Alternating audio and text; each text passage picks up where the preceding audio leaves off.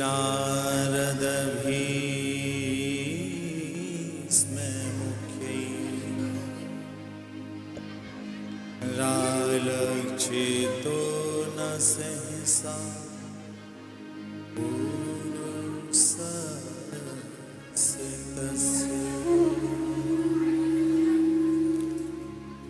सद्यो वशीकरणचूर्ण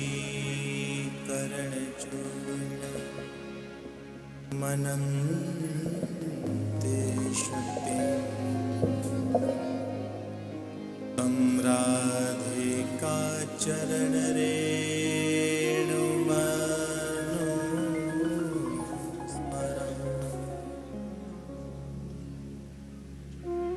तं राधिका चरण रेणुमनो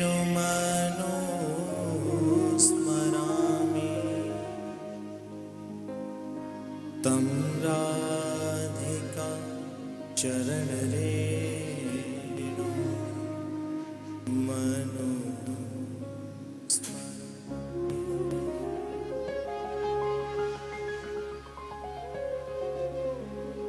बोलो श्री राधा वल्लभ लाल श्री हरिवंश चंद्रमा सेवक जो महाराज रस रानी श्री यमुना जी की श्री गुरु चरणारविंद जय जय श्री जय जय श्री जय जय श्री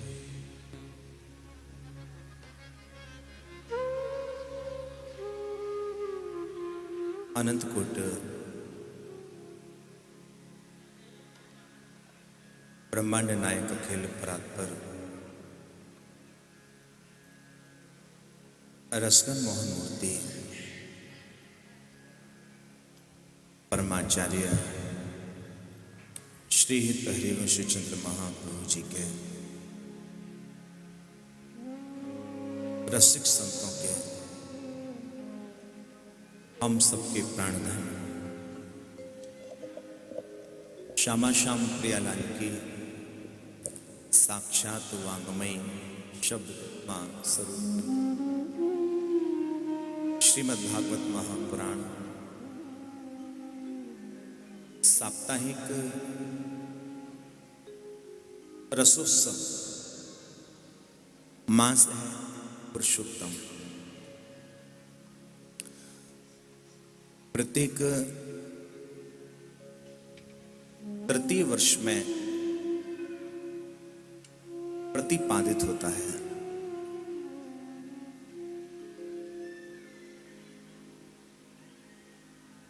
और सच है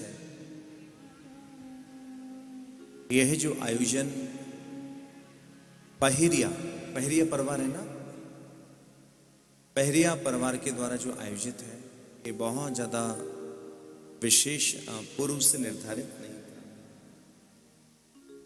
मुझे जहां तक ध्यान है शायद 3 महीने पहले ही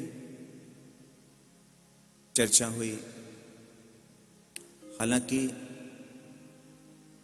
यह जो तिथि है आज से ही हमें वृंदावन में संध्याकालीन सत्र में भी कथा है। जब चर्चा हुई आपका मन का भाव यही था पुरुषोत्तम मास और जुलाई में ही कथा का आयोजन हो।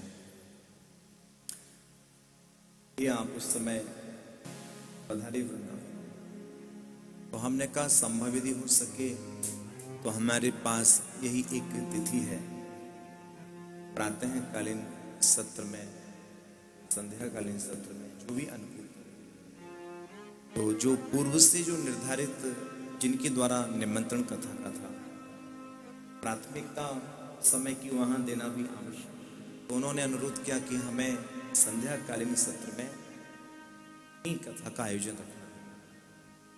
तो वहां मध्याह्न से संध्याकालीन सत्र तक रहेगा और आपका जो आयोजन है ये प्रातःकाल 9 बजे से, चूंकि आज प्रथम दिवस है और प्रथम दिवस थोड़ा बहुत यदि विलम्ब हो जाए, वैसे तो विलम्ब नहीं होना चाहिए, यदि हो भी गया है तो कोई बहुत बड़ी बात नहीं है। ये बहुत विशेष तैयारियां रहती हैं और जहाँ तक मुझे ध्यान है आप लोग भी शायद आज ही सुबह सुबह वृंदावन पधारे हैं, तो थोड़ा बहुत विलम्ब तो आपने पहले ही कहा था कि प्रथम दिवस 9 बजे शुभारंभ नहीं हो पाएगी। खैर कोई बात नहीं, लेकिन मेरा एक अनुरोध, मेरा एक निवेदन, उस पर विशेष गौर कीजिएगा। आज तो प्रथम दिवस है, लेकिन मैं आशा रखूंगा कल प्रातः 9 बजे हम लोग सभी लोग उपस्थित हो जाएं। 9 बजे क्यों, बल्कि आप यहाँ 8:45 बजे उपस्थित हो जाएं, जिससे 9 बजे भागवत की आरती यहाँ शुभारंभ हो जाए। समय पर विश्राम होगी, तो जिससे हम संध्याकालीन सत्र में जो कथा का आयोजन है वह भी सुगमता कर सकेंगे। और फिर आपको वृंदावन में विशेष करना क्या, कथा ही तो सुनना।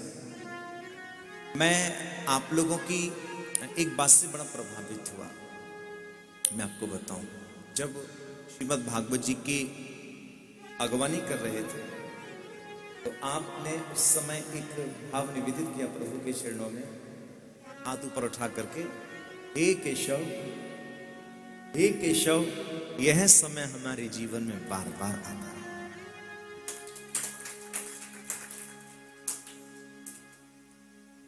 वो शब्द भाव में अभी भी हमारे कान में गूंजता है।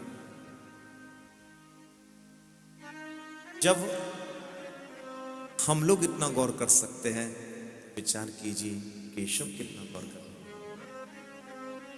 तो आप ये मान करके चलिए अभी आपके जीवन में वृंदावन धाम में कथा का शुभारंभ हो रहा है। पता नहीं यह यात्रा आपकी कथा की आपके जीवन में कितना स्थान कहां कहां लेकर के जाए। मैं मंगल शुभकामना समस्त पहरिया परिवार के लिए व्यासपीठ से निवेदित करता हूं। आज की कथा में बहुत ज्यादा विशेष चर्चा नहीं करेंगे, केवल भागवत के कुछ महात्मा प्रसंग पर ही हम लोग प्रकाश डालेंगे। और मैं देख रहा हूं चूंकि यहाँ पानी बहुत ज्यादा बरसा, बाढ़ भी यहाँ पर वृंदावन में है, इस कारण उमस बहुत ज्यादा, तो मैं देख रहा हूं बहुत से श्रोता असहजता भी महसूस कर रहे हैं। कोई बात नहीं, ये तो एक ऋतु का एक अपना प्रभाव है, तो इसमें तो किसी का बस नहीं चल सकता। हाँ, कल सुबह जब बिल्कुल 8:45 बजे आप यहाँ बैठेंगे ना, उस समय उतना प्रभाव नहीं होगा, और जब कथा में रम जाओगे तो फिर ये जो उष्णता है, उमस है, इसका प्रभाव भी आप पर नहीं होगा। और आपको सच बता, मैं हमारे यहाँ कहा गया है, हमारे जो श्यामा श्याम प्रियलाल हैं, इनके चरण कैसे हैं, शीतल एवं सुखदायी। जब हम श्यामा श्याम प्रियलाल के चरणों में अपने मन को लगाएंगे तो वास्तव में हम जीवन की विशुद्ध शीतलता की ओर अग्रसर हो जाएंगे।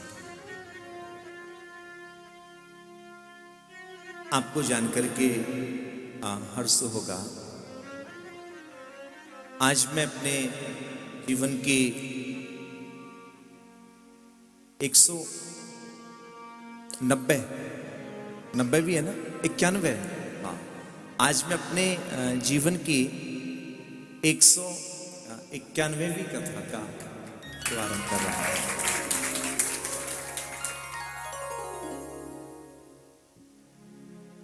लेकिन ऐसा पहली बार हो रहा है कि एक दिन में 2 कथा कहना है। एक बार और हुआ था, वो आंशिक था, केवल विश्राम दिवस की कथा के दिन, लेकिन अब हमें लग रहा है कि एक दिन में ऐसे आयोजन करना चाहिए। राधे राधे, थोड़ा श्रम तो होता है, इसके बाद शुक्ताल में भी कथा का आयोजन है, तो वहाँ भी ऐसा कुछ चला, लेकिन स्थान उपलब्ध नहीं हो पाया, वरना वहाँ भी एक सप्ताह में 2 कथा के आयोजन होना निश्चित था। खैर, जैसी प्रभु इच्छा। सर्वप्रथम मातृ पितृ चरण कमलों में वंदन करते हैं। तदुपरांत श्रीमद् भागवत जी के शिक्षा गुरुदेव निकुंज निवासी ब्रह्म ऋषि श्री वृंदावन बिहारी मिश्र जी के चरण कमलों में प्रणाम करते हैं। भागवत का सार है श्री कृष्ण चरण कमलों में रति होना। ऐसे सब गुरुदेव जिन्होंने इष्ट रूप में श्री राधा वल्लभ जी महाराज के लिए प्रदान किया, ऐसे श्री हरिवंश वंशावतंस श्री राधा वल्लभ जी के अंग सेवी अधिकारी श्री मोहित मरल गोस्वामी जी की नक्षत्रा को प्रणाम करते हैं। आज की सुंदर कथा में हम लोग प्रवेश करें, यमुनाष्टकम गुनगुना करके। कथा के शुभारंभ में प्रतिदिन हम लोग सामूहिक रूप से यमुनाष्टकम का, चूंकि आज आपके पास में प्रति नहीं है यमुनाष्टकम की, कोई बात नहीं, आज तो मैं अपनी वाणी से हम लोग हमारे संगीत के सभी गुनगुनाएंगे, बाकी प्रयास करेंगे कल आप सबके पास में यमुनाष्टकम की प्रति हो, तो जिससे आप सभी लोग मिलकर के सस्वर गुनगुनाएंगे। और देखिए, ये जो श्री यमुना जी हैं, ये भक्ति रस प्रदान करने वाले, और इस समय तो डट के कृपा कर रखी है। ऐसा लग रहा है जैसे श्री यमुना जी ने श्रीधाम वृंदावन को अपने जल से इस पुरुषोत्तम मास में सुंदर जल की माला पहना रखी है। हमारे यहां वृंदावन में उत्तर, पश्चिम और पूर्व, ये 3 दिशाओं में श्री यमुना जी का स्वरूप बिल्कुल ऐसा है जैसे श्री यमुना जी ने माला धारण कर रखी। बड़ा ही सुंदर भाव है। आइए सभी, आपको तो स्मरण में नहीं है तो आप सिर्फ केवल मस्ती में झूमेगा, हम लोग गान करेंगे और कल से सभी लोग मिलकर के।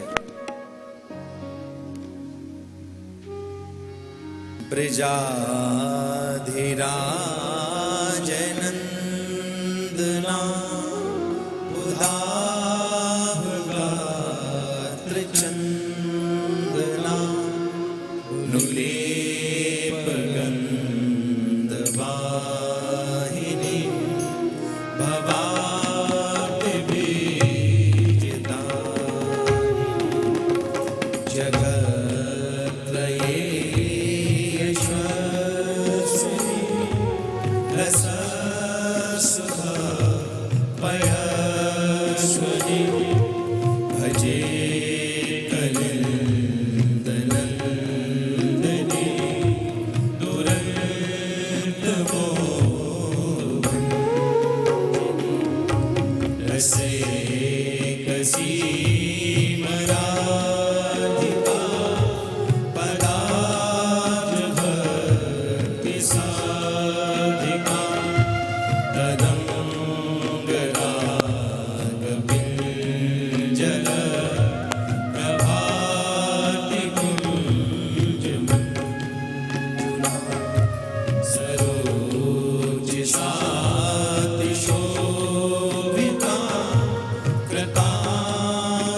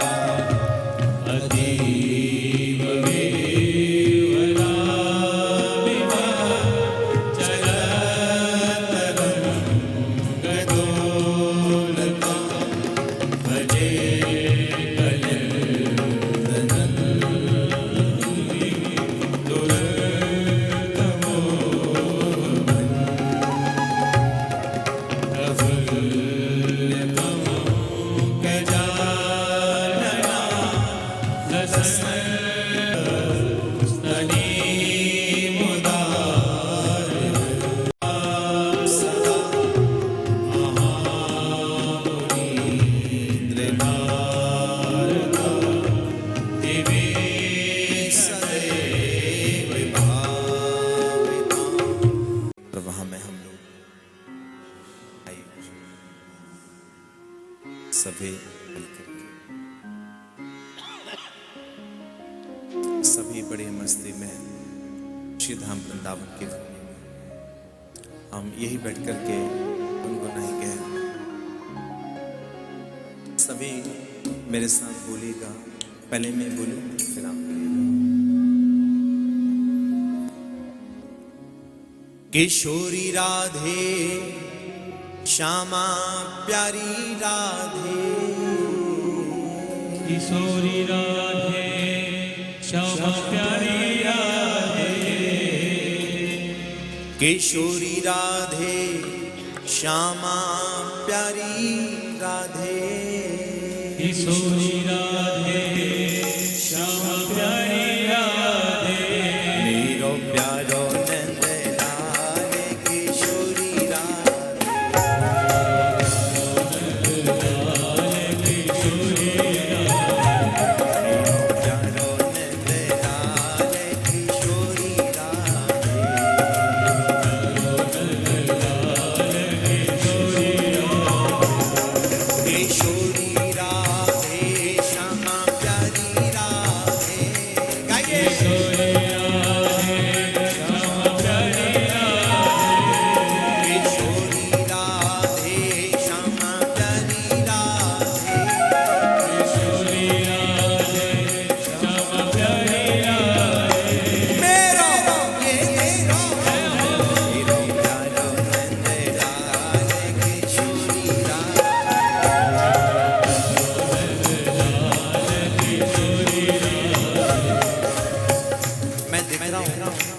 आप लोग ताली बजाने में बड़ा बड़ा एक काम करते हैं, एक बार दोनों हाथ उठाइए, जरा उठाइए दोनों हाथ और मिल करके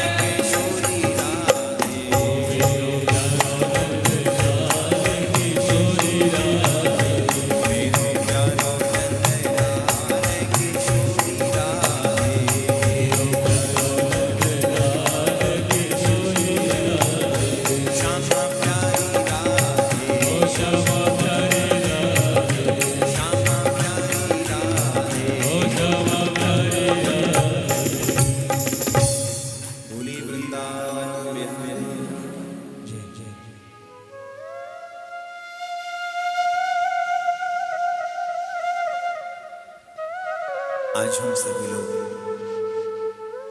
श्रीमद् भागवत जी के महात्म प्रसंग को सुने। श्रीमद् भागवत जी के महात्म में श्रीमद् भागवत जी की महिमा बताई गई। मैं एक बात स्पष्ट कर दूं, श्रीमद् भागवत किसी भी प्रकार से कोई साधारण ग्रंथ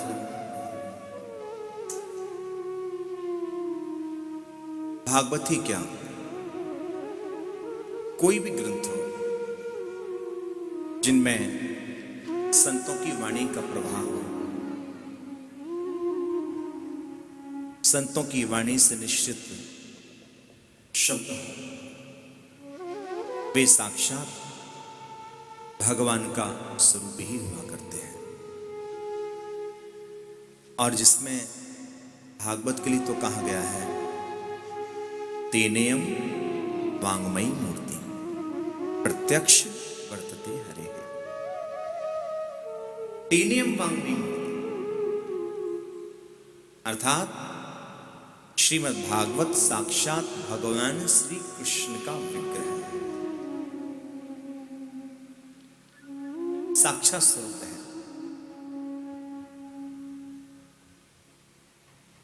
श्रीमद् भागवत भगवान श्री कृष्ण की शब्दमयी प्रतिमा है, शब्दमयी मूर्ति है। इसलिए भागवत एवं श्री कृष्ण इनको अलग मत समझना। भागवत यानी कृष्ण, कृष्ण यानी भगवान। इसलिए हम लोग श्रीमद् भागवत जी की अगवानी करेंगे। इसलिए सनातनीय संस्कृति में ग्रंथों को सर्वोपरि माना गया, सर्वोच्च स्थान दिया गया। बड़ा से बड़ा कोई विद्वान ही क्यों ना आ जाए, बड़ी से बड़ी पदवी पर जो विराजित हैं वह भी जब व्यासपीठ के निकट आते हैं, वह भी श्रीमद् भागवत को, व्यासपीठ को प्रणाम करते हैं। ऐसा स्वरूप है भागवत का।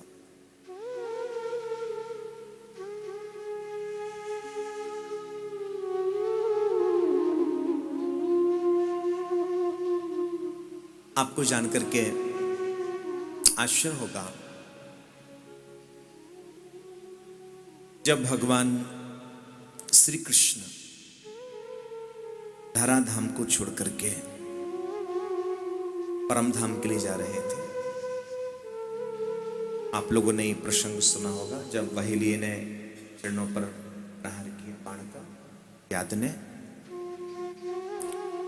उस समय भगवान स्वधाम के लिए जा रहे थे। उससे पूर्व श्री उद्धव जी, आहा, उद्धव जी महाज्ञानी तो है ही हैं, साथ ही साथ परम रसिक है, भक्त है, परम वैष्णव है। और श्री उद्धव जी महाराज की पाठशाला जो रही है प्रेम की, वो यह श्रीधाम वृंदावन की भूमि ही है। आप लोग उस स्थल पर भी अवश्य जाना दर्शन करने के लिए।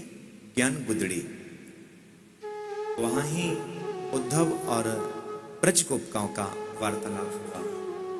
और इस समय श्री यमुना जी भी वहां उपस्थित हैं, क्योंकि बाढ़ आई हुई है ना। तो जब जब वृंदावन में यमुना जी ज्ञान गुदड़ी पर आती है तो हमारे यहाँ महोत्सव उत्सव होता है, यमुना जी का स्वागत किया जाता है। और उस स्थल के लिए कहा जाता है यमुना पुलिन।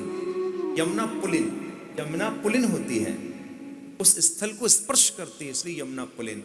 और मुझे ये तो नहीं पता, आज पता चला है कि 1 या 1.5 फुट पानी उतरा है।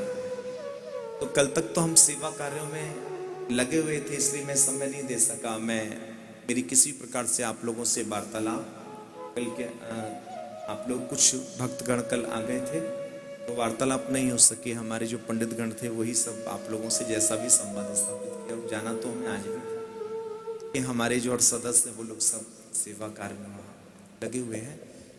तो ये हमारा सौभाग्य है, जब यमुना पुलिन है तो आप लोग भी वहां जाकर के दर्शन आज अवश्य कीजिए। आप ऐसा मत सोचना संध्याकालीन वेला में जाएं, कथा जब विश्राम करने के पश्चात भोजन प्रसाद लेकर के वहाँ जाना और श्री यमुना जी का आचमन करना और हो सके तो डुबकी भी लगा लेना। लेकिन मैं ये नहीं कह सकता अब आज कितना जल है, क्योंकि आज मैं वहाँ गया नहीं, क्योंकि आपके आना था कथा कहने के लिए। वहाँ चला जाता तो आप गुस्सा हो जाते कि वाह हमें वहाँ बुला करके महाराज जी कहाँ गोल हो गए आधे आधे। तो सौभाग्य से यमुना पुलिन का दर्शन करने कौन कौन जाएगा? बस एक जन। अच्छा सब जाना वहाँ आचमन करना। ये मत देखना कि मैला सा जल दिख रहा है कैसा है, क्या हुआ। देखिए जब बाढ़ आती है तो जो मिट्टी होती है बालू होती है उसमें मिश्रण हो जाता है जल का, इसलिए आचमन वहाँ जाकर के अवश्य करना। बड़े बड़े संत वहाँ डुबकी लगा रहे हैं, आपने तो दर्शन भी किए होंगे अपने, आपने देखा होगा FB पर व्हाट्सएप पर इंस्टा में बहुत सारी वीडियोस आज समय चल रहे हैं कि संत किस प्रकार वहाँ डुबकी। तो जब श्री प्रसंग चल रहा था, चर्चा चल रही थी कि श्री उद्धव जी महाराज भगवान श्री कृष्ण के निकट पधारे। उद्धव ने कहा प्रभु आप इस धराधाम को छोड़ करके जा रहे हो, हम आपके बिना कैसे रह पाएंगे। उस समय भगवान श्री कृष्ण ने अपना दिव्य तेज श्रीमद् भागवत जी में विराजित किया, स्थापित किया। तब से श्रीमद् भागवत जी को भगवान का स्वरूप माना गया।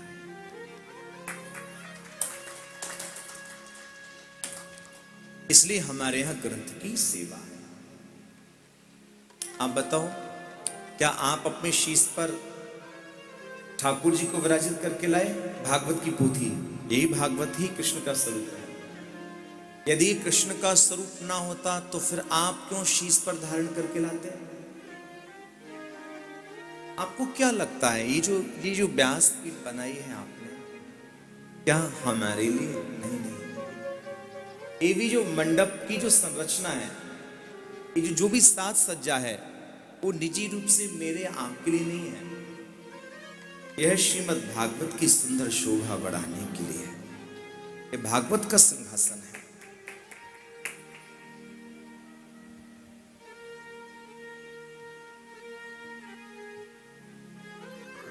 आज भी हमारे यहां जब मंदिरों में, प्राचीन जो मंदिर हैं वहां समाज गायन होता है,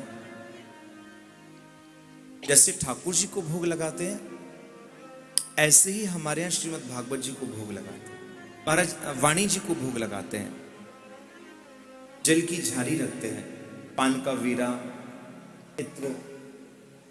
यहां भी आपने देखा होगा पंडित जी ने भी भागवत जी को नैवेद्य अर्पित कराया होगा। आहा,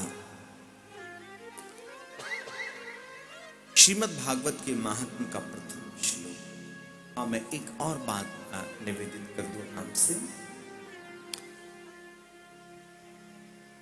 श्रीमद् भागवत कथा श्रवण करने के प्रमुख रूप से 3 अंग हैं। भागवत श्रवण के कितने अंग हैं? 3। सबसे पहला है श्रोता, दूसरा है जिज्ञासा, तीसरा है निर्मत्सरिता। अब आप इनका अर्थ समझिएगा। श्रोता अर्थात एकाग्रता। आप ये मान करके चलना, भागवत ही नहीं हमारे जीवन का कोई भी कार्य क्षेत्र है, यदि हमारे पास एकाग्रता नहीं है तो फिर आपका कार्य करने में मन लग ही नहीं सकता। एकाग्रता ही मन की शुद्धि, चित्त की शुद्धि है। वैसे भी मुझे नहीं लगता कि अब यहां एकाग्रता नहीं होगी तो और कहां होगी। आप अपने गृह क्षेत्र में ही यदि कथा का आयोजन कर रहे होते तो आपके लिए बहुत विशेष विशेष ध्यान देना होता। यहां तो आप बिल्कुल निश्चिंत होकर के आए हैं, बहुत कुछ ज्यादा सोचना भी नहीं है। हाँ, अब रही बात छोटे बच्चों की, तो उन पर तो किसी का बस चल ही नहीं सकता। यदि कोई शिशु रुदन कर रहा है, हो सकता है क्योंकि गर्मी तेज है, उमस है, बड़े बड़े बेहाल हो रहे हैं, राधे राधे, कोई बात नहीं। तो सबसे पहला जो अंग है वो क्या है?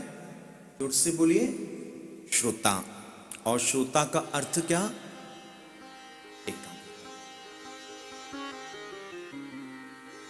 यहां बहुत सारे बच्चे भी बैठे हैं, बहुत सारे तो नहीं, आपके घर के बच्चे, बच्चों ने भी अनुभव किया होगा। आप यदि कोई काम यदि आप पढ़ते हैं मन लगा करके, एकाग्र होकर के, तो मन लगता है कि नहीं लगता है? और यदि एकाग्र होकर के आप ना पढ़ें, मन लग पाएगा? आप व्यापार करते हैं, मन लगा करके ना करें, एकाग्र वृत्ति ना हो, चंचल हो, ये भी कर लें वो भी कर लें, नहीं हो सकता। आप कृषि करते हैं तो कृषि के लिए भी एकाग्र होना पड़ेगा। मैं सच बताऊं, जीवन में यदि सफलता चाहते हो तो अपने हृदय में एकाग्रता को धारण कर लेना। एकाग्रता ही जीवन में सफलता की पूंजी है।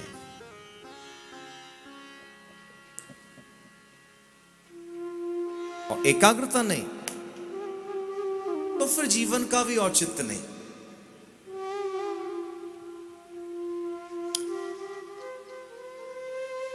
एतस्मादपरं किंचित् मनः शुद्धये न विद्यते। ये श्रीमद् भागवत के महात्मा का बड़ा बड़ा प्यारा सिद्धांत है। एतस्मादपरं किंचित् मनः शुद्धये न विद्यते। एकाग्रता से ही मन की शुद्धि है। श्रीमद् भागवत मन की शुद्धि के लिए है। तन की शुद्धि तो आपने बहुत की है,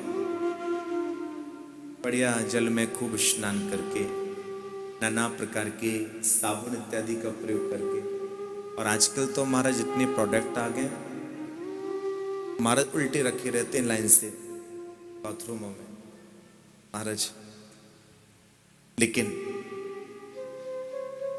मन की शुद्धि के लिए क्या कभी विचार किया? कुछ श्रोता ऐसे कर रहे हैं, नहीं, पहरिया परिवार ने विचार किया तभी तो श्री धाम वृंदावन में पधारे हैं।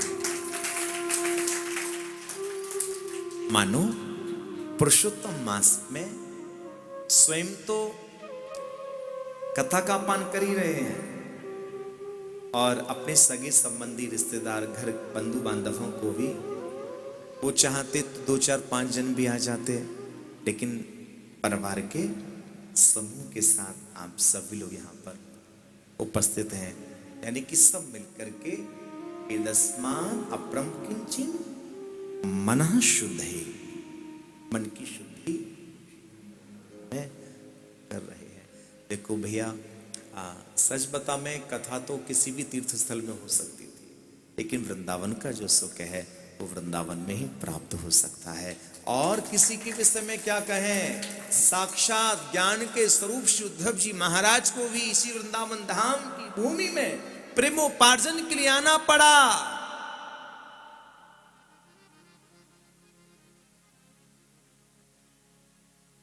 शिव गोपी वेश धारण करके,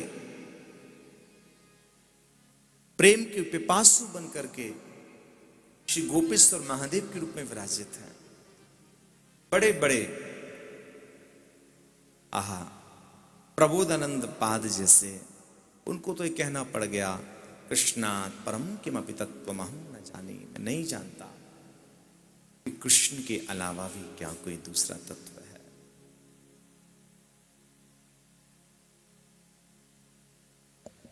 सबसे पहला श्रोता यानी एकाग्रता। इस श्रीमद् भागवत श्रवण करने का एक प्रथम अंग। दूसरा है जिज्ञासा।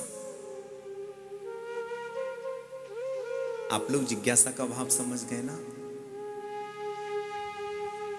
जिज्ञासु यानी पिपासु, कुछ जानने का भाव।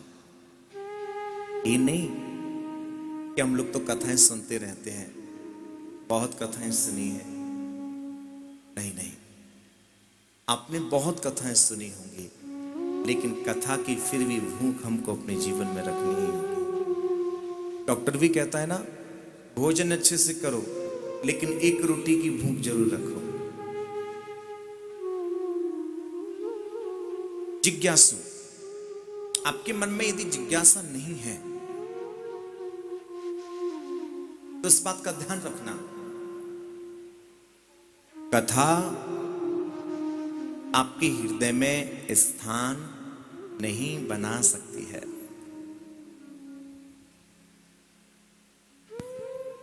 इसलिए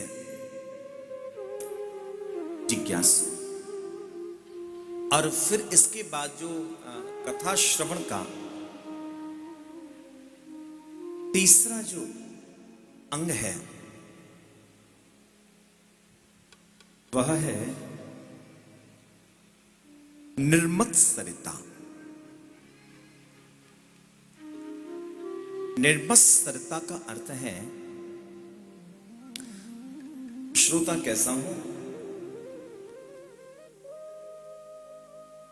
दीन एवं विनम्र।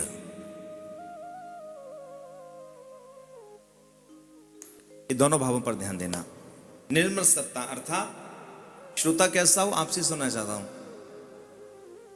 दीन एवं विनम्र। हृदय में दीनता रखिए और विनम्रता का भाव प्रकट कीजिए। खैर, विनम्रता तो हर एक व्यक्ति में होना ही चाहिए।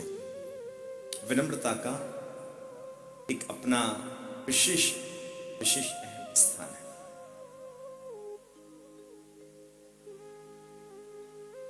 बातचीत ना करें कोई भी।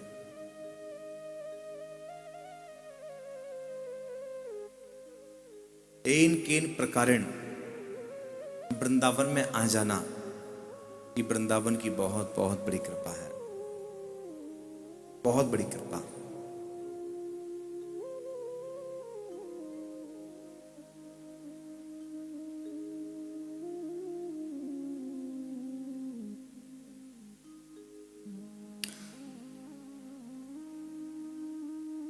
तो एक कथा के प्रमुख 3 अंग बतलाए गए,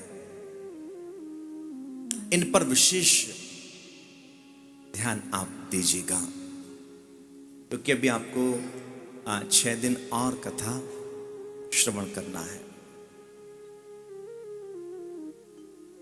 मैं बहुत ज्यादा चर्चा ना करते हुए अब हम लोग भागवत के महात्म्य श्रीमद् भागवत का महात्म का प्रथम श्लोक। सभी हाथ जोड़ेंगे, पहले मैं बोलूं फिर आप सभी लोग इसका उच्चारण कीजिएगा। सच्चिदानंद रूपाय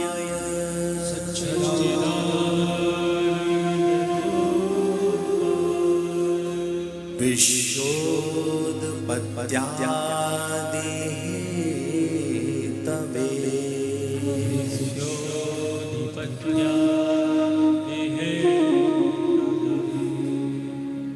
तापत्रय विनाशाय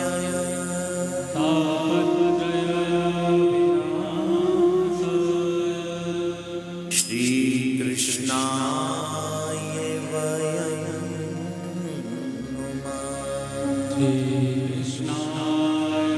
वयं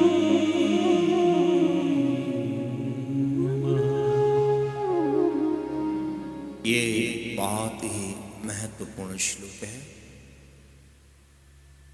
एक आंशिक व्याख्या ही हम लोग श्रवण करेंगे समय की बाध्यता के कारण। इस श्लोक में जो सबसे पहला शब्द है वह विचारणीय है एवं अनुकरणीय है। ठाकुर जी कैसे हैं? सत्य। अब इसके आगे और क्या जानना चाहोगे? सर्वोच्च सत्यता की यदि सत्यता है तो केवल प्रभु का सुंदर भगवत नाम ही है। प्रभु सत्य स्वरूप है, चिद चिन्मय है, सदा मुस्कुराते रहते हैं। जीवन की कैसी भी परिस्थिति हो, चिन्मय। सोचिए, अब जिसका जन्म ही कारागृह में हुआ हो, आप विचार कीजिए उसका जीवन कैसा होगा। लेकिन की चिन्मयता, की प्रसन्नता देखिए। कारागृह में जन्म लेने के बाद भी मुस्कुराते हैं प्रभु।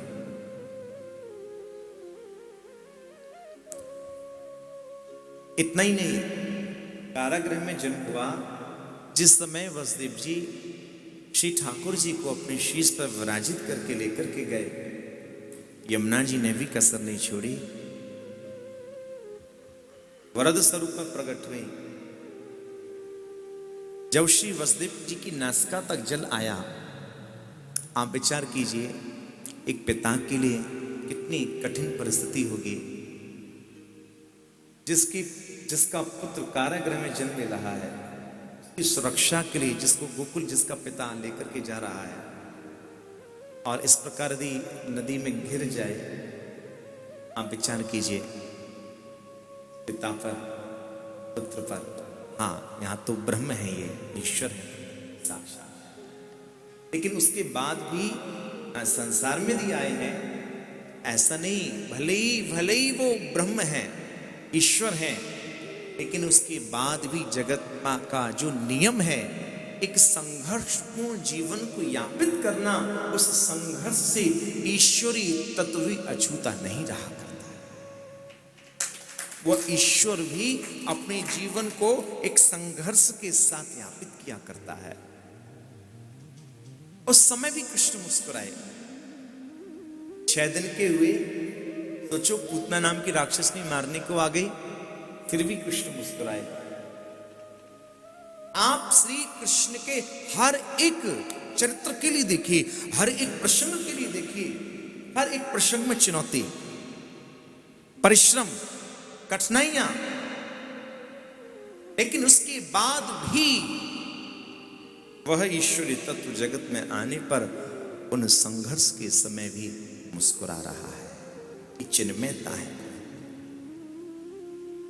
कहने का अभिप्राय है, हमारे जीवन में जो भी घटित है वह कहीं ना कहीं प्रसन्नता पूर्वक हमको स्वीकार करना पड़ेगा, चाहे रो के करो, चाहे गा के करो, चाहे मुस्कुरा करके करो।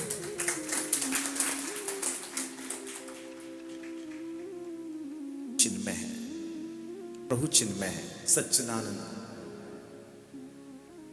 ठाकुर जी आनंद स्वरूप है।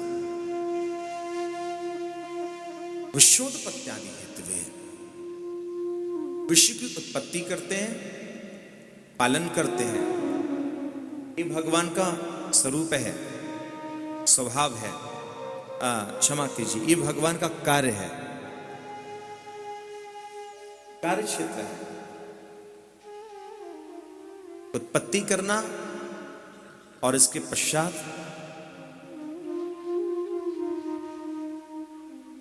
पालन करना, विश्वोत्पत्त्यादि। ये हम लोगों के साथ भी होता है। विवाह के पश्चात संतति की उत्पत्ति करना और फिर उनका पालन पोषण करना। विश्वोत्पत्त्यादि हेतुवे। अब इसके आगे एक बहुत महत्वपूर्ण बात कही गई है। यहां कहा गया, जो इनकी विशेषता है यही गौर करने वाली है। तापत्रय विनाशाय, तापत्रय विनाशाय। प्रभु कैसे हैं? त्रिविध प्रकार के तापों का हरण करने वाले।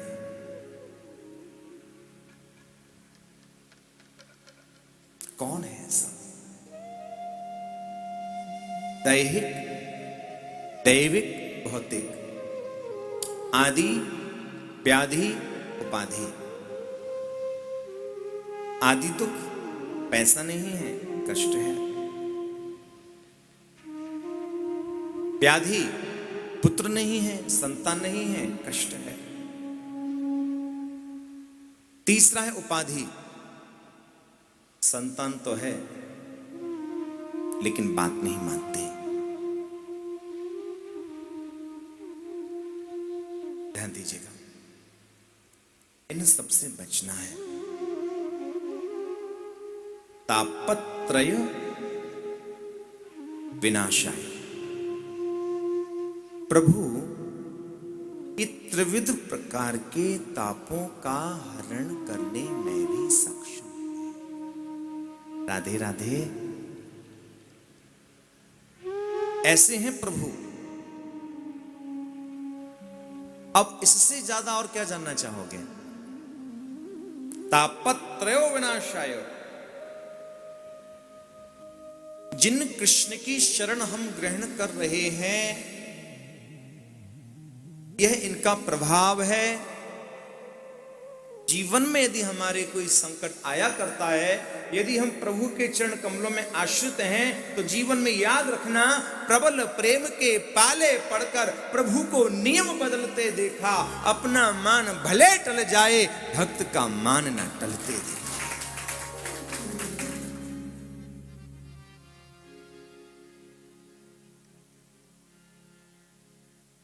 ये स्वभाव है प्रभु का, ये सहजता है, इनकी कृपालुता है। इसलिए आगे कहा, श्री कृष्णाय वयं नुमः। आहा, ऐसे भगवान श्री कृष्ण के चरण कमलों में वयम अर्थात हम सब, कोई व्यक्ति विशेष नहीं, वयम हम सब, सभी मिलकर के ऐसे प्रभु के चरण कमलों में प्रणाम करते हैं। श्री कृष्णाय वयम नमः।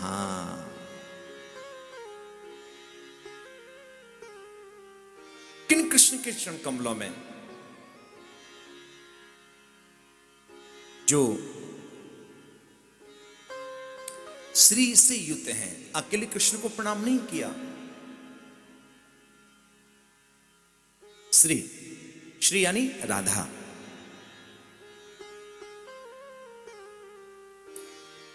देखिए, हमारे वृंदावन में श्री प्रिया जी का विशेष स्थान है। अभी बीच में कोई एक है भक्त, वो स्पीच देते हैं काफी अच्छी अच्छी। उनका नाम अमोघ दास। उन्होंने एक वक्तव्य दिया, बोले क्या लोग राधा राधा राधा राधा बोलते हैं, राधा कहने से थोड़ी ना कृष्ण आता है। बड़ा अवहेलना पूर्वक मन में बड़ा दुख हुआ कि कोई विद्वान, कोई भक्त भी इस प्रकार का भाव अपनी वाणी से प्रकट कर सकता है। फिर उन बिंदुओं में नहीं जाना, लेकिन इतना जरूर है कि राधा ही एकमात्र ऐसी है जो अनंत कोटि ब्रह्मांड नायक श्री कृष्ण को अपने चरणाश्रित बना लिया करती है।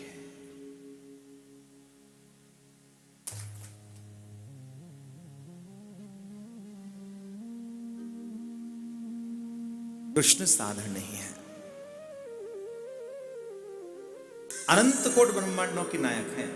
अनंत कोटि, एक ब्रह्मांड की नहीं, अनंत कोटि। और उन अनंत कोटि ब्रह्मांड नायक श्री कृष्ण की वृंदावन में क्या स्थिति है? द्योरो दुजो वह कुंज कुटीर में बैठो पलूटत राधिका पायन। बैठो पलूटत राधिका पायन। ये कृष्ण का स्वरूप है वृंदावन में। आपने श्री कृष्ण का अभी तो यही दर्शन किया होगा कि यहाँ मंदिर में ठाकुर जी, प्रिया जी, श्याम सुंदर विराजित हैं, आसपास खड़े हुए हैं, जुगल जोड़ी सरकार दर्शन दे रही है। लेकिन एकमात्र वृंदावन एक ऐसा स्थल है जहां श्याम सुंदर श्री राधा रानी के चरण कमलों में विराजित है, सेवा कुंज में। आहा आहा,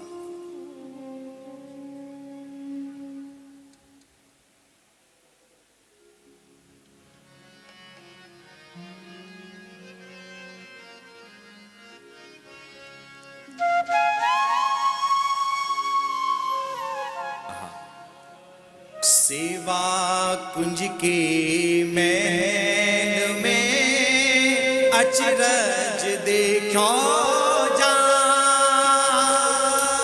सेवा कुंज के महल में अचरज देखो जाए। सेवा कुंज के महल में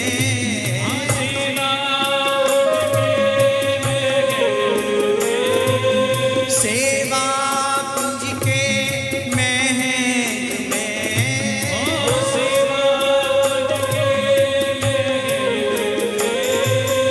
अचरज देखो जाए। अचरज देखो जाए। सेवा कुंज के महल में अचरज देखो जाए। सेवा कुंज के महल में अचरज देखो जाए। थक कर बैठी राधिका,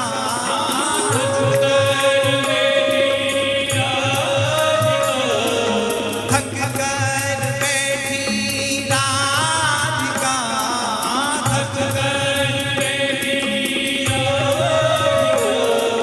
मोहन चरण दबाए, मोहन चरण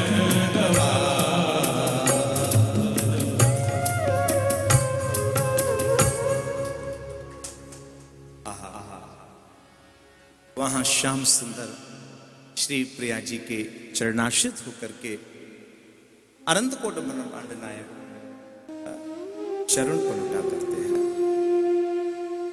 ये वृंदावन का स्वरूप है।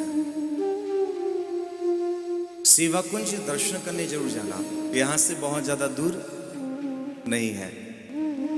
आप इस आश्रम से बाहर निकलोगे, उल्टे हाथ पर जाओगे, ये तो सीधा रास्ता बांके बिहारी जी के लिए जा रहा है। उसके थोड़ा ही आगे सीधे हाथ पर मुड़ेंगे, किसी से पूछेंगे सेवा कुंज, वहां दर्शन करने के लिए जरूर जाना। बड़ा बड़ा अद्भुत अद्भुत स्थल है। एकमात्र वही स्थल ऐसा है जहां श्याम सुंदर प्रिया जी के चरण कमलों में विराजित है, चरण पलोटा। आहा, ऐसे भगवान श्री कृष्ण के चरण कमलों में हम सभी प्रणाम करते हैं। श्रीमद् भागवत जी के महात्म के दूसरे श्लोक में श्री शुकदेव महामुनि के लिए प्रणाम किया गया है। सभी हाथ जोड़ करके कियं प्रव्रजन्तमनुपेतमपेत कृत्यं द्वैपायनो विरह कातर आजुहाव पुत्रेति तन्मयतया तर्वो विनेदुस्तं सर्वभूतहृदयं मुनिमानतोऽस्मि।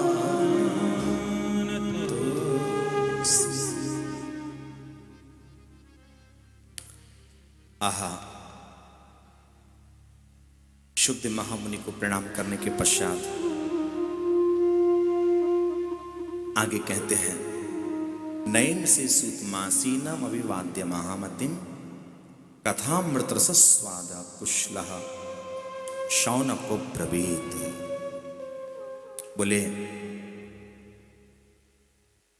एक समय की बात, आपने स्थल का नाम सुना होगा, नैमिष क्षेत्र, नैमिषारण्य क्षेत्र। नैमिषारण्य क्षेत्र में अनेक अनेक ऋषिगण विराजित थे, शौनकादिक मुनिगण। उस समय शौनकादिक मुनिगणों ने एक बड़े ही तेजस्वी ऋषि को आते देखा, मनीषी को आते देखा। ये वेदव्यास जी महाराज के शिष्य हैं और नाम है इनका श्री सूत जी महाराज। मैं एक बात बताऊं आपको, अभी आप लोग जो प्रसंग श्रवण करेंगे वह सूत एवं शौनकादिक ऋषियों के मध्य की वार्ता के अंतर्गत, और सूत शौनकादिक ऋषियों के संवाद से ही हम लोग शुक एवं राजा परीक्षित के संवाद में उपस्थित हो जाएंगे। यानी कि श्रीमद् भागवत में प्रथम जो पात्र हैं वह शौनकादिक मुनिगण एवं सूत जी महाराज। प्राय लोग ये समझते हैं शुक एवं राजा परीक्षित, नहीं, यहाँ जो शुभारंभ है ग्रंथ का वह सूत एवं शौनकादिक ऋषियों के संवाद से ही है। तो यहां श्री शौनकादिक मुनिगणों ने जिज्ञासा व्यक्त की। शुभारंभ में कहा था ना कि कथा श्रवण के लिए जिज्ञासा का होना आवश्यक है। तो यहां जिज्ञासा निवेदित की है, महाराज श्री आप बड़े तेजस्वी हैं और सूर्यों के बराबर, करोड़ों सूर्यों के बराबर आपके पास ज्ञान का भंडार है। अज्ञान धुंत विध्वंस कोटि सूर्य समप्रभा, कोटि सूर्य, करोड़ों करोड़ों सूर्यों के बराबर। अतः सूत्राख्या ही कथा सारम मम कर्ण रसायन। एक बहुत प्यारी बात यहां आप इस भाव पर ध्यान देना। यहां पर कहा मम सूत्राख्या ही कथा सारम, कथा यहां कह रहे हैं, अर्थात बोले हम अपने जीवन में बहुत कथाएं सुन चुके हैं। क्या हमारा सारा जीवन कथाएं सुनते सुनते व्यतीत होगा? आज यहां कथा, कल वहां कथा, और जिसमें आजकल तो कथाओं की बहुत बाढ़ है, और जिसमें वृंदावन में तो कुछ ज्यादा विशेष है। मुझे लगता है वृंदावन में 400-500 कथा तो हो रही होंगी। नहीं, ज्यादा, जितने आश्रम में उतनी कथा तो है रही होंगी महाराज। राधे राधे। वो लगे 1000-1200 भी है रही होंगी कापतों, क्योंकि ये वृंदावन तो कथावाचकों की मंडी है साहब। राधे राधे। यहां जहां देखो आपको वहां कथावाचक ही मिलेंगे। आप आश्रम से भी बाहर निकलेंगे तो आप देखोगे यहाँ भी बैनर लगाए, वहां भी बैनर लगाए, बड़े बड़े कटआउट होर्डिंग्स, बहुत कथाएं चल रही हैं। वृंदावन में कथा नहीं होगी तो फिर कहाँ कथा होंगी? और आजकल तो बाहर भी महाराज बहुत कथाओं की धूम है। महाराज ये कथाओं की स्थिति है कि 2 कथा तो हम कह रहे हैं, और हमारे घर में हमारे छोटे भैया भी आज से कथा को शुभारंभ कर रहे हैं महाराज। राधे राधे। प्रथम आयोजन आज से ही शुभारंभ है। हृदय में बड़ी बड़ी उत्सुकता, क्योंकि कई बार हमारी इतनी बाध्यता हो जाती, समय नहीं दे पाते, तो बार बार कहते भैया तुम यदि व्यासपीठ संभालो तो हमारे लिए बड़ी सुगमता हो जाएगी। तो देर आए लेकिन दुरुस्त आए। ठाकुर जी ने बड़ी कृपा की है। आहा, तो कहने का अभिप्राय, एक तिथि में 3-3 कथा कहवे को हमारे प्रिय वल्लभ मंदिर के जीवन को सौभाग्य प्राप्त है रहा है। आहा, यहां कहा मम कर्ण रसायनम सूथा ख्याही कथा सारम। हमें कथाओं का सार श्रवण करना है। ऐसा हो मम कर्ण रसायनम, जो हमारी श्रवणेंद्रियों को रसायन दे सके। आहा, एकमात्र कथा ही ऐसी है जो व्यक्ति का जीवन बदल दिया करती है। कथा जैसा प्रभाव बदलाव का और कहीं देखने को प्राप्त नहीं होता। और जितना समय हम कथा के लिए प्रदान कर देते हैं, मुझे नहीं लगता और कहीं इतना समय दे सकते हैं। आप लोग किसी के शादी विवाह में जाते भी होंगे तो आंशिक रूप से हमने कई बार देखा, बहुत से लोग तो केवल लिफाफा ही देने जाते हैं, राधे राधे। लेकिन आप समस्त पहरिया परिवार कितना सौभाग्यशाली है। एक बाउंड्री में, एक छत के नीचे हम सभी लोग मिलकर के कथा श्रवण के लिए आज एकत्रित हुए हैं।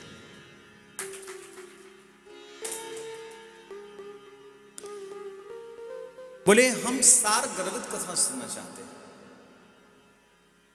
आप इस भाव पर ध्यान देना। यहां क्या कहा, कौन सी कथा सुनना है? सार गर्भित सूथक ख्याही कथा सारम। और सार भी कैसा हो? मम कर्ण, मम कर्ण। हमारे इन श्रवणेंद्रियों की सुकून, सुख प्रदान कर सके। अभी आज तो पहला दिन है, मुझे आपका स्वाद नहीं पता। पहला दिन थोड़ा परिचय का होता है, इसलिए हालांकि आप लोग सुन तो चुके ही हैं कथा पूर्व में, अभी प्रेरित होकर के आज आप यहाँ उपस्थित हैं। बड़ी गजब की मैनपुरी से कड़ी जुड़ी, आप नहीं जुड़वाइए कड़ी। राधे राधे। अच्छा, हाँ नहीं मान पहचान गए तभी तो कड़ी जुड़वाने वाले।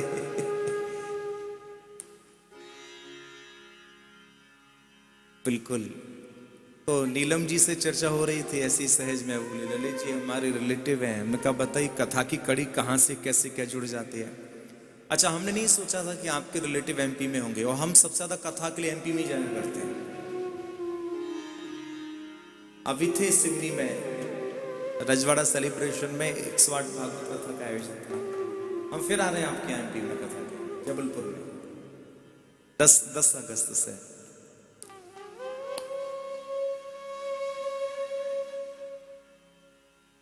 बिल्कुल।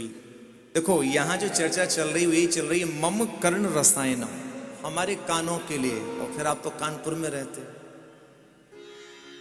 खुद कह रही है ना हमारे कानपुर में। ये मान लो फिलहाल तो कानपुर यहीं पर ही है। और देखो ये तो एक डोर है, ये तो एक डोर है। कब जुड़ जाए पता नहीं,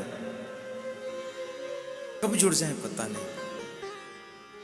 तो जब ठाकुर जी ने ऐसी कृपा की तो आपके कानपुर में भी। और देखो आपको एक बात कहें, ऐसे जो विचार हैं वो बिना भगवत कृपा के हृदय में प्रकट नहीं होते हैं। और यदि आपकी वाणी से श्रीधाम वृंदावन की भूमि में प्रकट हुए हैं तो ठाकुर जी भी अवश्य पूर्ण करेंगे, अवश्य पूर्ण करेंगे। ब्रज गोपिकाएं भी कहती हैं तव कथामृतम तप्त जीवनम। हे प्रभु तेरी जो कथा है ये तप्त प्राणियों का जीवन जीवन धन। मम कर्ण रसायन। आहा, आगे एक और बात यहां पर कही, भक्ति ज्ञान विराग आपतो विवेको वर्धते महान, माया मोह निराशो वैष्णवे क्रियते कथम। इस पर ध्यान देना। यहां पर ऋषियों ने कहा विवेको वर्धते महान। बोले हमारे जीवन में विवेक की वृद्धि कैसे? विवेक देखिए, कथा क्षेत्र में भी विवेक का कितना बड़ा स्थान है।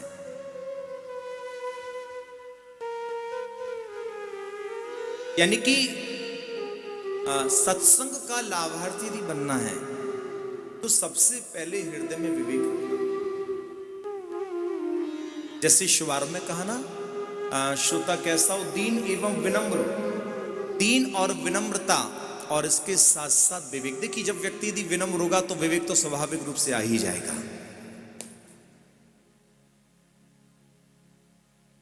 जीवन में कैसी भी आपदा आए, विषम से विषम परिस्थिति क्यों ना आए, विवेक कभी मत खोना। विवेक का एक अपना स्थान है। इसलिए यहां ऋषियों ने सबसे पहले विवेक मांगा और फिर साथ ही साथ कहा माया मोह निराशस्व वैष्णवे क्रियते कथम। वैष्णव जन किस प्रकार माया पर विजय प्राप्त करते हैं। तब श्री सूत जी महाराज ने जब जिज्ञासा को देखा तब कहा आपके हृदय में इतना प्रभु के प्रति प्रेम है तो हम आपके लिए अवश्य श्रवण कराएंगे। क्योंकि यहां पर एक बात कही गई सौनकादिक मुनियों के द्वारा, कृष्ण प्राप्ति क्रम शाश्वत साधनम तद्वदाधुना। श्री कृष्ण के चरण कमलों में प्रीति हो हमारी, ऐसा साधन हमें बतलाइए।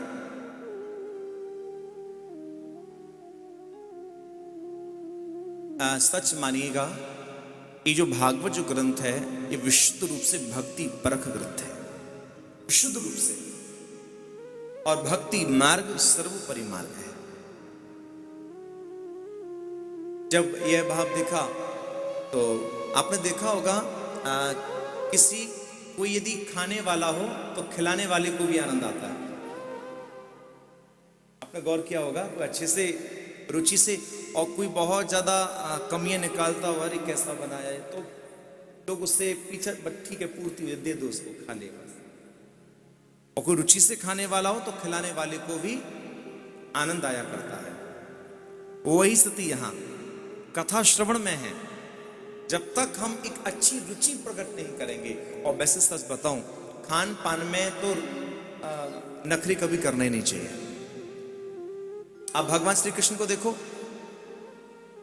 जब विद्रानी जी क्या गए केले की छिलकी पा लिए, यानी कि शिक्षा दी प्रभु ने खान पान में नखरे मत दिखाओ, जो मिल जाए समय पर उसे भगवत प्रसाद मान करके पान करो। राधे राधे। रुचि होना आवश्यक है। जब रुचि को देखा कि हाँ इनके हृदय में रुचि है, तब कहा कि प्रीति शौनक चित्ते ते हाथ वाश कि सर्व सिद्धांत निष्पन्नम संसार भय नाशनम।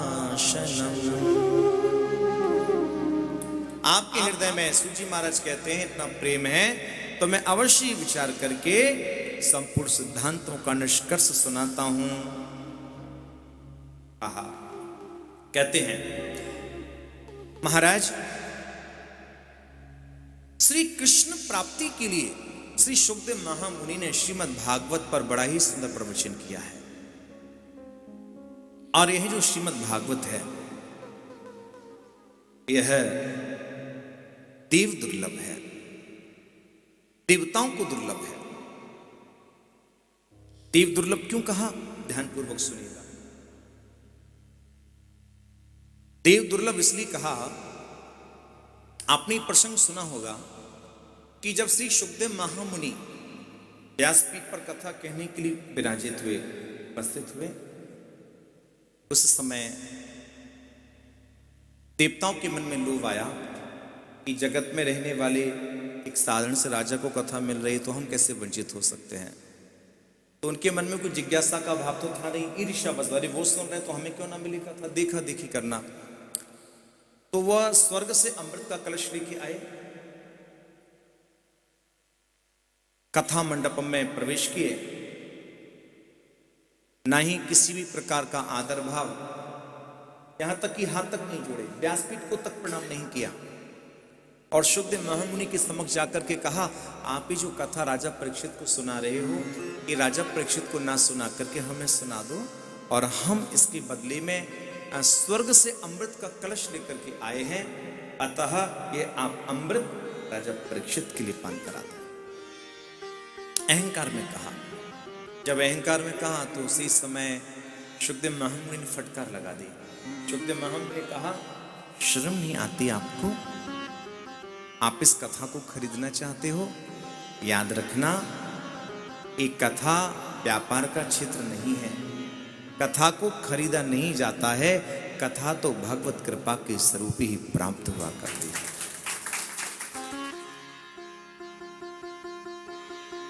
ये भगवत कृपा का प्रतिफल है। इसलिए भागवत कथा का किसी प्रकार से इसका कोई आर्थिकीकरण नहीं होना चाहिए। हालांकि आजकल कथाओं के पता नहीं कैसे पैकेज तैयार हो गए, ठीक है, उनके जो भी अपने सिद्धांत हों। आजकल हमने देखा है वक्ताओं के पैकेज होते हैं, फलाने वक्ता का इतने का पैकेज, इसका इतने का पैकेज। लोग पूछते भी ये कितने में तय करके लाए, कितने में ठहरा करके लाए। खैर, अब जो करते हो जैसे करते हो, प्रयास है कि इस शरीर से कभी ऐसा ना हो, कभी किसी प्रकार का कोई मूल्यांकन ना हो। परंपरागत स्वरूप भागवत जी प्राप्त हुई है, बस ऐसे ही यह अपना कथा की बहती रहे। यहां फटकार के भगा दिया देवताओं को, कहा कि कथा बेची नहीं जाती है, चली जाइए आप यहां से। कहां कांच का टुकड़ा रूपी आपका अमृत, कहां बहुमूल्य मणि। तो बुरा लगा देवताओं को, भाई ऐसा भागवत में क्या है जो हमें इतनी फटकार लगी। ये चले गए ब्रह्मा जी के पास, शिकायत करने लगे, अरे देखो ऐसा क्या इस भागवत में, हमें कितना अपमानित होना पड़ा। अब ब्रह्मा जी ने विचार किया, मैं कैसे इनको बताऊं कि भागवत का क्या प्रभाव है, क्योंकि मैं भी जो सृष्टि करता हूं वह चतुश्लोकी भागवत को लेकर के ही करता हूं। उस समय श्री ब्रह्मा जी ने ब्रह्मलोक में तराजू लगाया। एक पल्ले पर समस्त वेद पुराण शास्त्रों को रखा, दूसरे पल्ले पर श्रीमद् भागवत जी को विराजित किया। आहा, क्या कहना। जैसे ही श्रीमद् भागवत जी को विराजित किया, तौल में सारे के सारे ग्रंथ हल्के पड़ गए। इसलिए हमारे ध्रुवदास जी महाराज कहते हैं,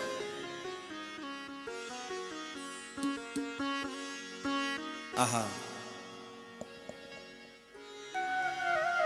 सर्वोपरि श्री भागवत परम धर्म स्वाच्छंद।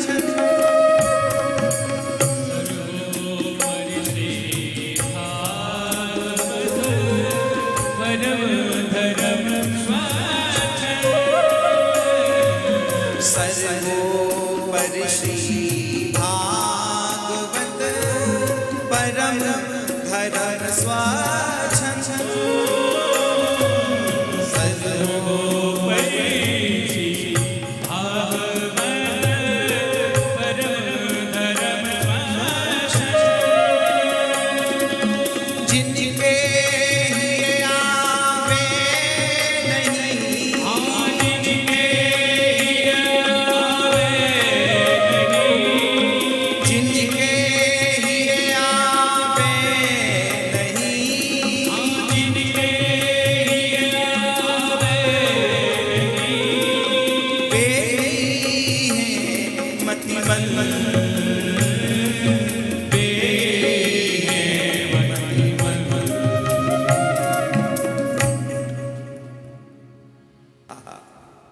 सर्वोपरि श्री भागवत परम धर्म स्वच्छंद। भागवत साधारण नहीं है, सर्वोपर, और जिनके ही है आवे नहीं वे ही हैं मति।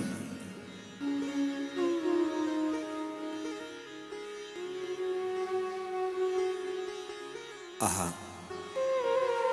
आज देवतागण वैसे ही वापस हो गए, फिर आगे कुछ कहा नहीं।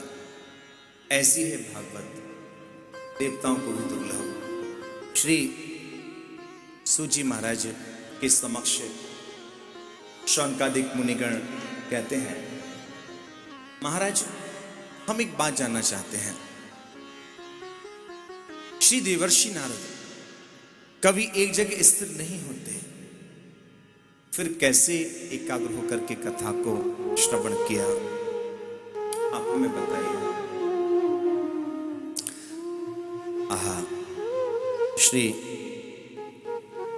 सूजी महाराज कहते हैं, एक समय की बात, ब्रह्मा जी के चारों पुत्र निर्मल ऋषि सनक सनंदन सनातन सनत कुमार सत्संग के लिए एकत्रित हुए। तो इन्होंने देखा सामने से देवर्षि नारद आ रहे हैं और इनका जो मुख है वो लटका हुआ, स्पष्ट हो रहा था कि ये कहीं ना कहीं खिन्न है। तो सनत कुमारों में जो ज्येष्ठ है, सबसे बड़े, उन्होंने पूछा, महाराज आज आपके मुख पर यह उदासी कैसे है? तो देवर्षि नारद कहते हैं, मैं अपने दुख का कारण कहां तक बताऊं? हमने इस पृथ्वी को सर्वोत्तम लोग समझा, सर्वोत्तम लोग जानकर के मैं विचरण करने गया। चहुं हमने देखा लोग प्राय आसुरी स्वभाव के हो गए। घरों में क्लेश ही क्लेश दिखाई देता है, किसी को किसी की बात सुहाती नहीं है, जहां देखो वहीं कलह, तीर्थ तक नहीं बचे हैं, केवल स्वार्थवश संबंध जोड़ते हैं, व्यवहार निभाते हैं। मैं नाना प्रकार के दोषों को देखता हुआ श्रीधाम वृंदावन पहुंचा। वहां में एक आश्चर्य देखा, यमुना किनारे एक जवान स्त्री दुखी मन से बैठी और उसकी गोद में दो बूढ़े पुरुष जो कि अचित अवस्था को प्राप्त हैं, उसकी गोद में सिर रख करके सो रहे हैं। आसपास बहुत सी स्त्रियां हैं, कोई पंखा जल रही है, कोई अश्रु पहुंच रही है, बुला रही है। देवर्षि नारद ने जब ये दृश्य देखा रुक गए, सोचा कि कैसा घोर कलयुग आ गया। एक जवान स्त्री की गोदी में दो बूढ़े पुरुष सिर रख करके सो रहे हैं। उसी समय श्री भक्ति महारानी ने नारद जी को देखा। नारद जी को देख करके आवाज लगाई, भो भो साधु क्षण मत चिंतामपि नाशा। हे साधु, क्षण भर के लिए ठहर जाइए, मेरी चिंता को नष्ट कीजिए। नारद जी कहते हैं, मैं उस स्त्री के समक्ष पहुंचा, पूछा, देवी आप कौन हैं? आपकी गोद में जो दो बूढ़े सिर रख करके सो रहे, आपके कौन लगते हैं? आपके आसपास जितनी स्त्रियां हैं, आपकी कौन है? अब कहा, अहम भक्ति ख्याता, मैं भक्ति, मेरी गोद में आप जो वृद्धों को देख रहे हो, ये और कोई नहीं, मेरी अपनी संतान है, मेरे अपने पुत्र हैं। ज्ञान वैराग्य नाम है इनका। आप मेरे आसपास इतनी जो स्त्रियों को देख रहे हैं, ये भी साधन नहीं है, भी गंगा जैसी बड़ी बड़ी पवित्र नदियां हैं जो कि मेरी सेवा के लिए उपस्थित हैं। महाराज श्री, मेरा जन्म द्रविड़ देश में हुआ,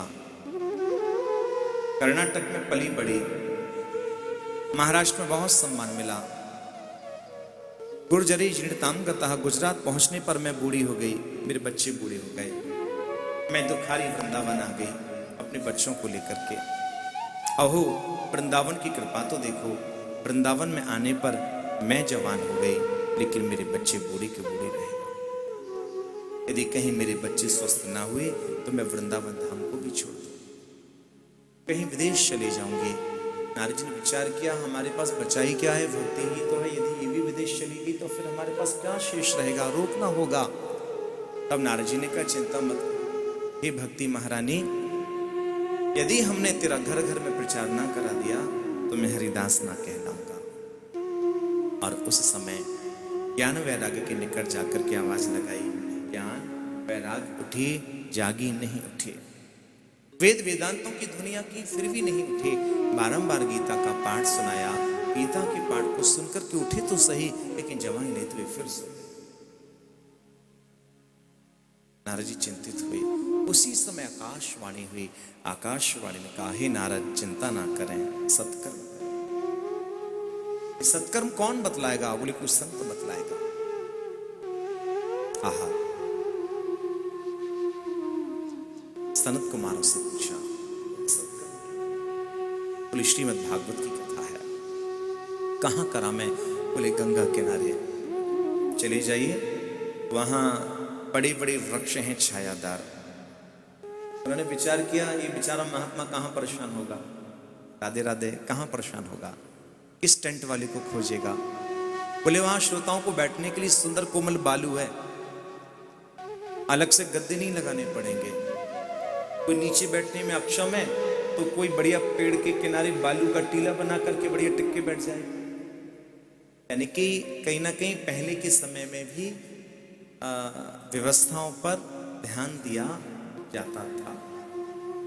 अब विचार किया कि भाई महात्मा कहाँ परेशान होगा, इसलिए इस प्रकार का स्थल इनके लिए बतलाया।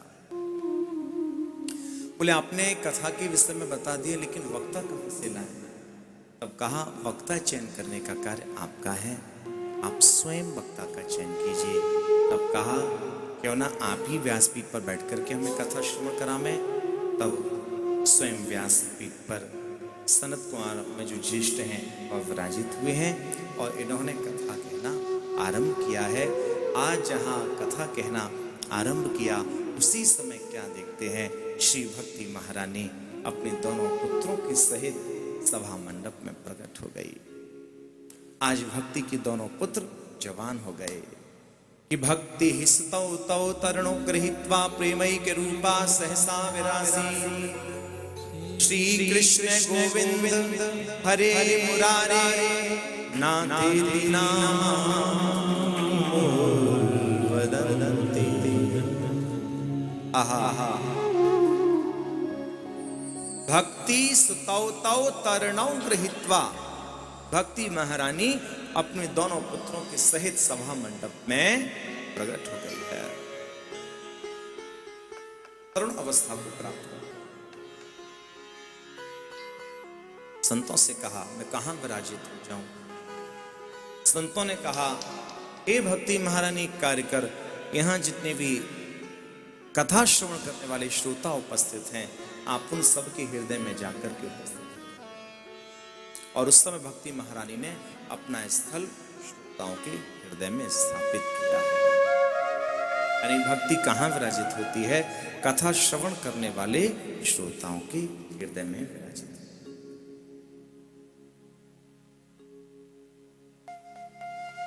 देखो भागवत का प्रभाव, भक्ति सुतौ तरुणौ गृहीत्वा।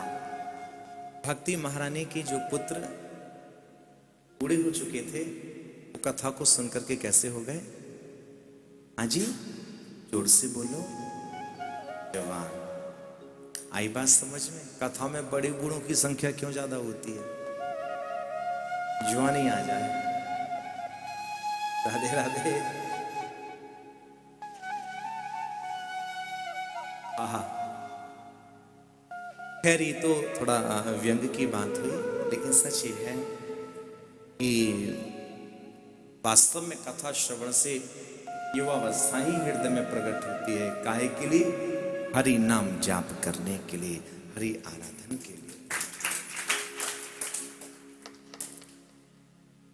आप भी स्वयं इसका अनुभव करोगे जब कीर्तन होगा ना, इस प्रकार।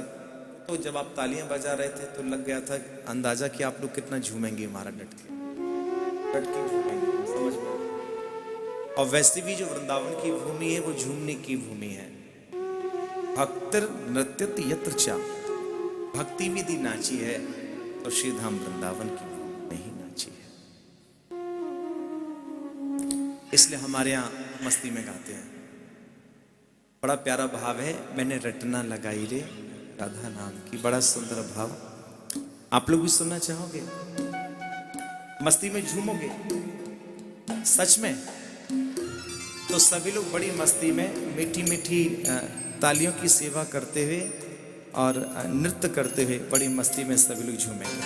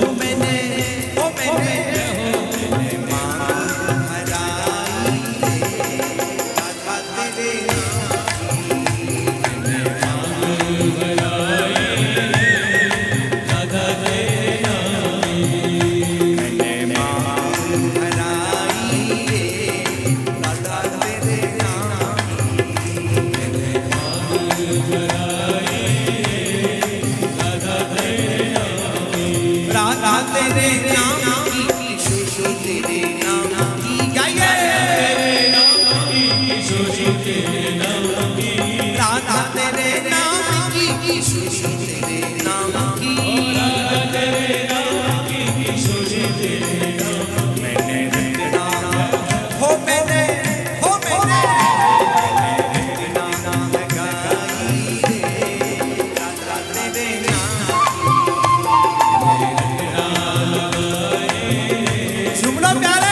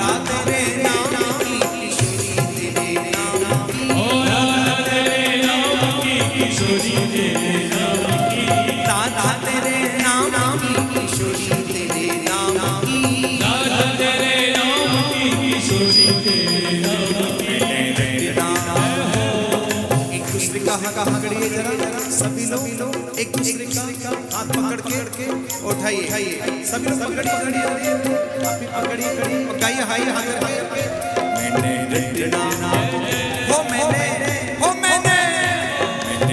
रटना लगाई रे राधा तेरे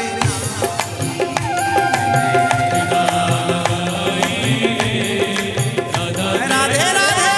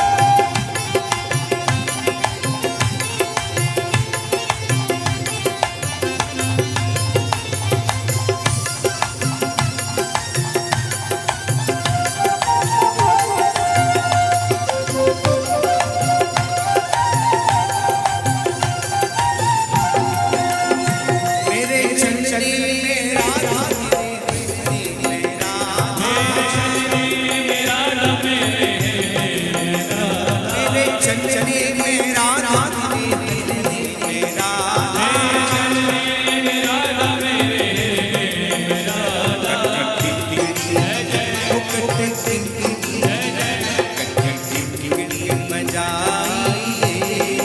राधा तेरे नाम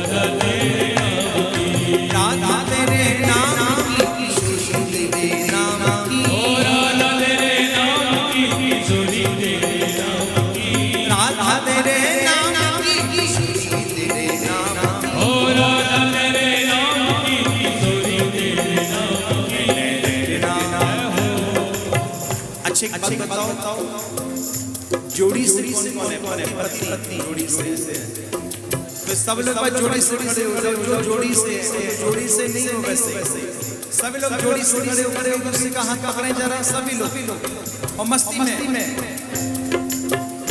मेरे रूह रस हो मेरे रूह रस हो मेरे रूह रस छाई राधा तेरे नाम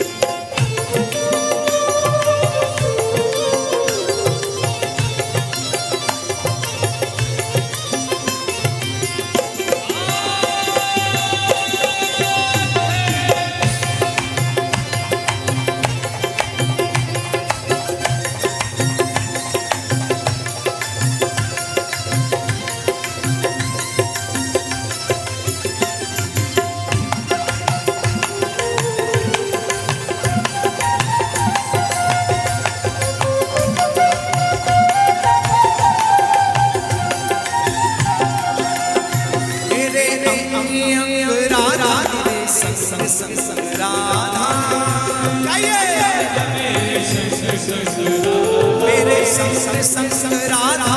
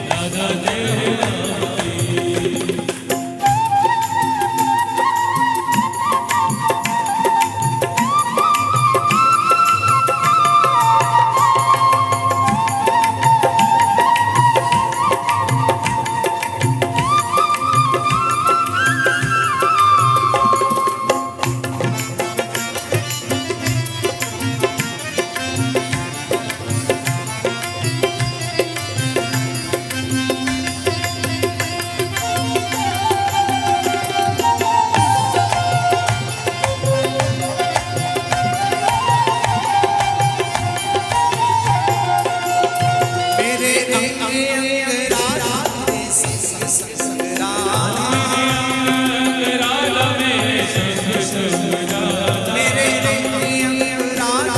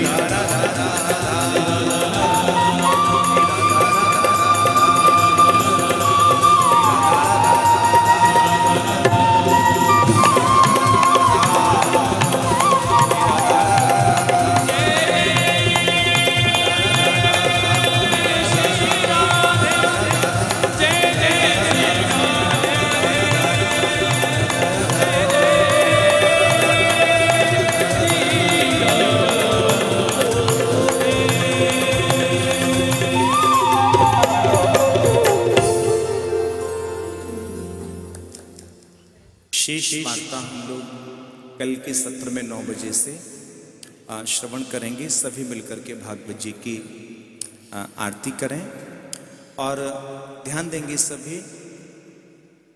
कल सभी लोग 8:45 बजे यहाँ पर उपस्थित हो जाएंगे, क्योंकि संध्याकालीन सत्र में भी हम लोगों को समय से कथा का शुभारंभ करना है और भी कुछ तैयारियां हैं। इसलिए कल से ठीक 9 बजे से 12 बजे तक हम सभी लोग कथा श्रवण पान करेंगे। तो जो शेष प्रसंग है वो कल 9 बजे से, ठीक है। आइए सभी लोग मिलकर के भागवत जी की आरती करें।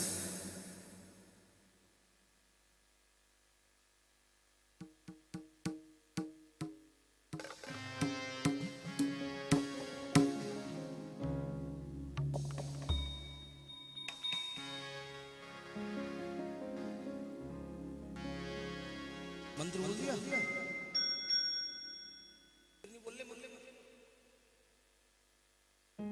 श्री भागवत भगवान की है आरती, पापियों को पाप से तारती। श्री भागवत भगवान की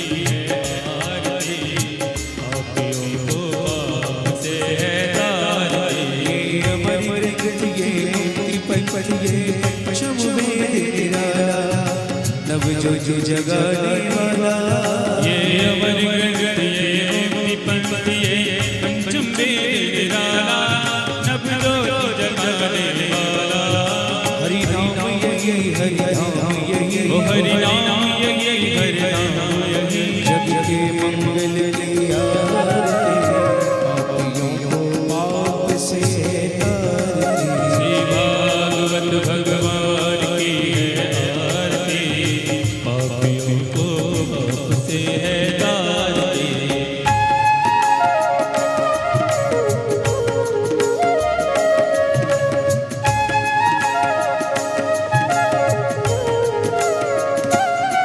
ये शांति गीत पावन पुनीत पापों को मिटाने वाला हरि दर्शन कराने वाला ये संगी पवन पुनीत पापों को मिटाने वाला हरि दर्श कराने वाला ये सुख करनी ये दुख हरनी ये सुख करनी ये दुख करनी श्री मधुर सदन की आरती पापियों को पाप से तारती श्री भागवत भगवान की है आरती पापियों को पाप से है तारती